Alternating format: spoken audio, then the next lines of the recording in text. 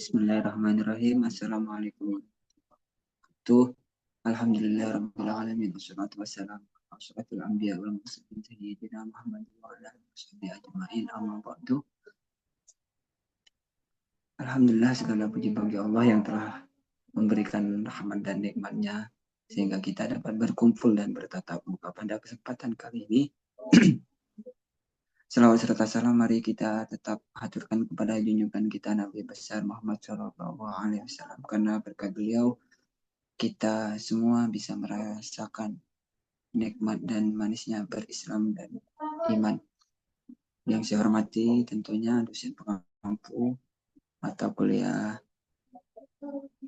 hadis tarbawi, rekan-rekan sejawat, sahabat-sahabat mahasiswa-mahasiswi program RPL Unisula 2025.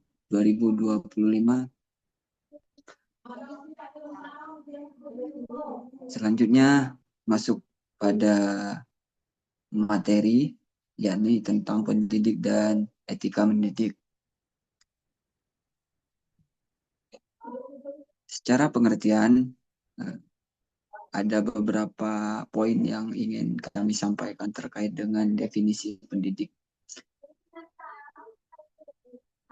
Pendidik di sini bisa dikatakan sebagai muallim. Jadi posisi pendidik di sini bukan hanya pengajar, bukan hanya mengajarkan saja terkait dengan materi, terkait dengan ilmu pengetahuan dan juga tentang tata cara berkehidupan, melainkan di sini juga pendidik dalam konteks keislaman tentunya bisa memberikan pembinaan kepada peserta didik, baik itu dalam aspek akhlak terpuji, baik itu juga terkait dengan hati nurani dari peserta didik yang berada di lingkungan lembaga pendidikan. Nah, di sini juga tugas utama pendidik tentunya dalam kaitannya dengan konteks keislaman, tentunya seorang pendidik juga harus menyampaikan atau menjadi penyampai dari ilmu pengetahuan yang telah didapatkan dari proses belajar oleh sang pendidik, tentunya dengan tanpa mengurangi rasa tanggung jawab moral dan juga spiritual. Nah, selanjutnya pendidik juga berkewajiban dan bertanggung jawab terhadap pembentukan atau proses pembentukan manusia yang berada dalam ruang lingkup lembaga pendidikan, baik itu secara rohani, baik itu secara jasmani maupun akal pikiran dari peserta didiknya. Selanjutnya, yang ingin saya sampaikan terkait dengan konteks dari materi pada kesempatan kali ini, yakni karakter seorang pendidik yang ideal. Nah, di sini seorang pendidik tentunya harus memiliki beberapa karakter. Yang pertama, yakni ikhlas karena Allah Subhanahu wa Ta'ala. Nah, dalam konteks ini tentunya seorang pendidik harus tetap menjaga nilai-nilai keikhlasan dari dia mengabdi, dia menyampaikan materi, dia meluangkan waktunya dalam rangka mendidik siswa-siswa atau peserta didik di lembaga pendidikannya. Nah, selanjutnya karakter seorang pendidik yang ideal tentunya dia harus berilmu dan harus bijaksana menggunakan dan menyampaikan ilmunya. Nah, berilmu di sini tentunya seorang pendidik sebelum dia menyampaikan ilmunya tentu dia harus berilmu terlebih dahulu. Mereka juga harus belajar, seorang pendidik juga harus memiliki kajian-kajian, harus memiliki pembelajaran sebelumnya. Sehingga apa? Sehingga ketika melaksanakan atau pelaksanaan pembelajaran dengan siswa-siswi di ruang kelas, tentunya dia sudah memiliki kapasitas dan tentunya bijaksana juga dalam menyampaikan ilmunya. Nah, selanjutnya karakter seorang pendidik yang ideal tentunya yakni memberikan keteladanan. Nah, tugas seorang pendidik tentunya bukan hanya menyampaikan tadi ilmu, bukan hanya menyampaikan materi terkait ilmu pengetahuan, tentunya seorang pendidik juga harus memiliki sikap keteladanan atau suri teladan yang baik, seperti yang telah dicontohkan oleh baginda Rasulullah SAW, bahwa beliau adalah contoh yang luhur sebagai seorang yang sebagai uswatun hasanah tentunya bagi kita seorang pendidik, tentunya bagi kita juga sebagai seorang yang sedang dididik. Nah, karakter yang selanjutnya yakni sabar dan penyayang. Nah, dalam proses belajar mengajar tentunya seorang pendidik dihadapi dengan berbagai macam karakter, berbagai macam latar belakang siswa yang tentunya dalam proses belajar mengajar itu tidak hanya menyampaikan materi, tapi proses dialektika, proses interaksi dengan siswa uh, tentunya juga menuntut seorang pendidik yang harus sabar dan tentunya harus tetap punya rasa kasih sayang tentunya dalam memberikan pendidikan, dalam memberikan wejangan, dalam memberikan uh, contoh-contoh yang baik tentunya seperti itu. Nah, selanjutnya karakter seorang pendidik yang ideal yakni tegas tapi juga harus adil. Nah, tegas di sini tentunya seorang pendidik juga harus ketika seorang atau beberapa peserta didik melakukan kesalahan, melakukan kekeliruan dalam baik itu dari tutur bahasa, baik itu tingkah laku, seorang guru juga harus berani, harus bisa tegas dalam memberikan beberapa teguran, beberapa hukuman yang mungkin yang juga harus tetap disesuaikan dengan koridor-koridor yang berlaku tentunya. Baik, selanjutnya poin yang selanjutnya yang ingin saya sampaikan yakni etika mendidik dalam Islam. Nah, di sini etika terhadap ilmu dan murid. Nah, seorang pendidik tentunya juga memiliki perilaku ataupun etika yang harus tetap di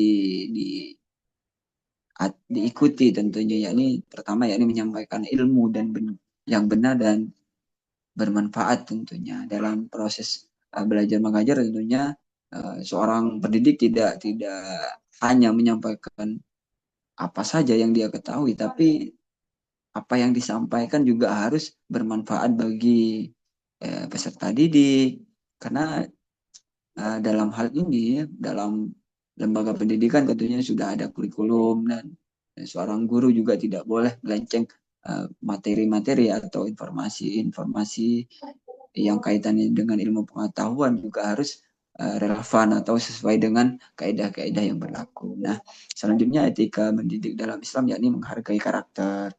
Nah, di sini juga seorang guru dituntut tetap menghargai latar belakang atau perbedaan-perbedaan yang di siswa. Nah, siswa yang banyak, siswa yang beberapa puluh dalam satu kelas tentunya tidak sama semua karakternya. Mereka pasti memiliki latar belakang dan karakter yang berbeda-beda. Ada yang pemarah, ada yang mungkin ada yang pendiam, ada yang hiperaktif dan lain sebagainya. Nah, di sini juga uh, uh, seorang guru juga harus menjaga etika tersebut, ya, tidak boleh merendahkan muridnya tentunya. Nah, selanjutnya etika dalam proses mengajar, seorang guru dituntut menggunakan strategi yang tepat yang bisa melibatkan siswa, yang bisa membuat siswa terpancing untuk belajar tentunya seperti itu. Nah, selanjutnya etika mendidik dalam Islam yakni menemukan semangat cinta ilmu dan akhlak. Nah, di sini tentunya seorang guru harus tetap memberikan semangat untuk mencintai ilmu dan juga berakhlak yang terpuji. Etika yang selanjutnya ini etika spiritual. Nah, di sini guru juga dituntut bisa mengaitkan ilmu-ilmu yang dipelajari dengan keimanan kepada Allah dan juga kepada Rasul, kepada malaikat dan lain sebagainya. Nah, di sini juga etika mendidik dalam Islam yakni guru juga bisa menuntun murid mendekat kepada Allah, bisa beribadah kepada Allah, bisa menjaga ketakwaan dan meningkatkan ketakwaan kepada Allah Subhanahu wa taala. Nah, selanjutnya Rasulullah sebagai pendidik. Nah, kita sebagai guru, sebagai umat Islam, sebagai seorang Muslim yang sedang dalam proses belajar mengajar, tentunya panutan kita Rasulullah SAW tentunya adalah seorang pendidik yang paling ulung, yang paling luhur sebagai uswatun hasanah bagi kita semua. Kita bisa belajar banyak dari literatur, bisa belajar dari tarikh tentang pembelajar yang baik, atau proses belajar yang baik, atau proses mencontoh Rasulullah yang baik. Banyak bisa kita temukan hari ini di banyak literatur. Nah, poin yang ingin kami tekankan yakni bahwa itu sudah dijelaskan pada hadis, yakni hadis riwayat Ahmad, yang artinya sesungguhnya aku diutus untuk menyempurnakan akhlak yang mulia. Nah, di sini Rasulullah adalah utusan Allah yang bertugas untuk menyempurnakan akhlak yang mulia begitu. Yang selanjutnya yakni dalam proses belajar mengajar yakni juga harus dengan kasih sayang dan juga hikmah. Selanjutnya Rasulullah sebagai pendidik di sini juga menjadi teladan yang sempurna dan akhlak dalam pendidikan tentunya.